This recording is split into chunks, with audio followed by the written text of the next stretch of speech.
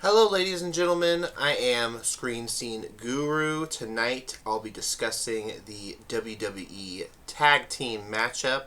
I'll be going into Crown Jewel and, of course, the WWE Raw results of October 13th. So, we did have our Crown Jewel match in Perth, Australia. It was a very interesting match.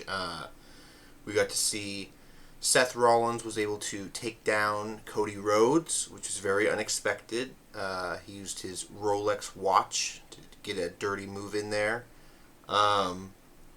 Also, we got to see the match between Big Bronson Reed and Roman Reigns go down, which was also another unexpected match with Big Bronson Reed taking down both Roman Reigns and the Usos, Jimmy and Jay Usos. Then, of course, Stephanie Valkyrie was able to beat Tiffany Stratton, and she became the women's Crown Jewel winner. So really awesome news there. And, of course, Iko Sky and Rhea Ripley beat the Kabuki Warriors.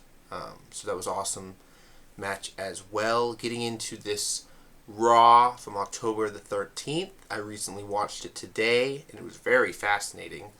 So let's get into it. Starting off, World Heavyweight Championship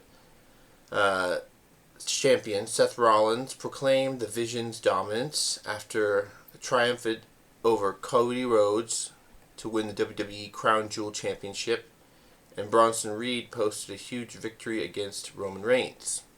So, going on, we got to see Dominic Mysterio defeated Penta for the Intercontinental title match. So that was a really cool match to see.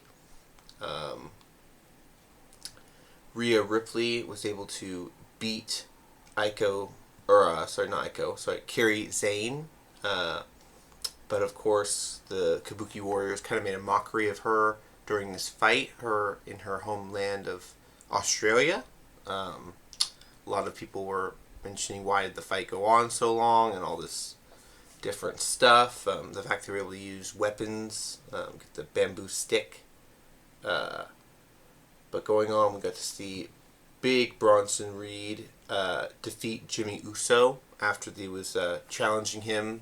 He was actually not fully recovered after the battle in Crown Jewel, so this was kind of a match they had set up the next night.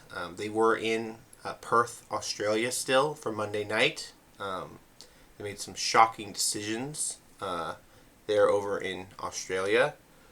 But yeah, it ended up having Jimmy took on Big Bronson Reed, and Bronson Reed laid him out like Roman Reigns. And then, of course, Lyra Valkyrie and Bayley defeated Roxanne Perez and Rachel Rodriguez, which Rachel Rodriguez and Roxanne Perez came out later on to kind of start beef with Stephanie Valkyrie, saying that Roxanne should have been up at WrestlePalooza to go up against Iko. Or she was the last to beat Iko, so she should win Crown Jewel. But they'll probably build up to that later on in the year being a match. But really cool to see Lyra Valkyrie and Bayley working together and winning matches. And then, of course, the big fight of the night, we got CM Punk defeated Jey Uso and LA Knight in a World Heavyweight no title but one contender triple threat match. And it was awesome. It was fantastic. A lot of people participating in streaming all this stuff because this has been pretty big this year, 2025, with this being on Netflix and ESPN also starting a new streaming service. So yeah, very interesting stuff there. Although LA Knight hit CM Punk with a BFT, Jey Uso pulled out the Megastar. He pulled the Megastar out of the ring before he could get a pin. So yeah, CM Punk almost had, or LA Knight almost pinned CM Punk, and then of course he pulled him out of the ring, and then CM Punk took out Jey Uso. and even took his metal grill, his golden grill. He took that for himself, kind of disrespecting him and telling him, don't mess where you shouldn't belong. So that's very interesting stuff there. Then later on in the night, we got after CM Punk beat Jey Uso, the Vision came out to beat all of them up, which led to the Vision assaulting the World Heavyweight Champion Seth Rollins in a brutal attack.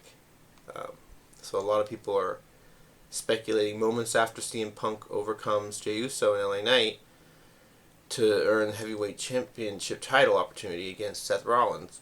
Big Bronson Reed and Braun Breaker take out all three competitors in the triple threat match, and then suddenly attack the Visionary. But yeah, going back to the 90s, these big teams of wrestlers would never last. They'd end up breaking themselves apart. But very fascinating stuff there. On the 10th, we had Crown Jewel, and the 13th, we had Raw. So really awesome stuff there.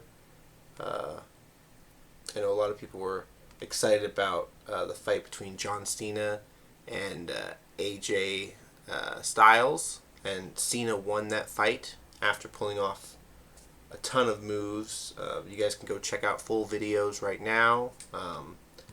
But yeah, that was my coverage for all the fights. It was very interesting to see at the end.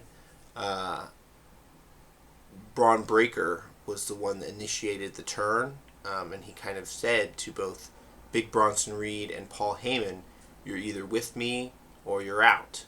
And that's what led to this decision being made. We'll see where it goes next week, probably in SmackDown and also in Raw, where this decision takes them. Seth Rollins is still going to be a threat. It's just he's not going to be leading the Vision. So what do you guys think of all this? Leave a like in the video. Comment down below what your thoughts are. You can share this video if you like. Comment, subscribe if you haven't already. I've already made it to 83 subscribers. So big shout out to everyone participating there. You can also check me out on TikTok, Instagram, at Scene Screen Guru for future stuff. Till next time, guys, chill and have a good one. Bye bye.